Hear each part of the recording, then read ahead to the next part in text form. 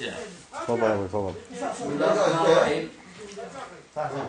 على السريع يا جماعه ابيات شعريه نرحب بها بالضيوف. ما كان عندنا استعداد ان نكتب قصيده. قلنا فيها اليافعي قال بالزوار رحب معي ياسر وحمير ورحب في ضيوف الجميع. اليافعي قال بالزوار رحب معي ياسر وحمير ورحب في ضيوف الجميع، وانتي معي الحمايم رحبي واشجعي وقدمي للضيوف اجمل ورود الربيع.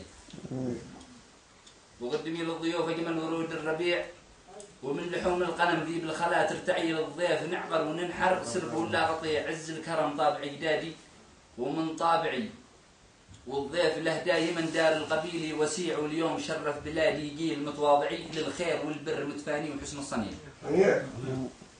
واليوم شرف بلادي جيل متواضعي للخير والبر متفاني وحسن الصنيع، واعي مثقف اكاديمي مثالي يعي كادر مميز مقامه في المقام الرفيع.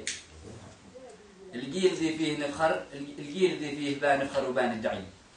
الجيل ذي فيه بان نفخر وبان الدعي، هذاك صحبي وذا اعلامي وهذا مذيع لجل يؤدي الامانه، جاء الى موقعي ينقل حقيقه الى العالم وفيها يشيع. هذا كفى واشكر الاخ ياسر اليافعي على جهوده ونشكر ذي اتونا جميع. وسلام عليكم.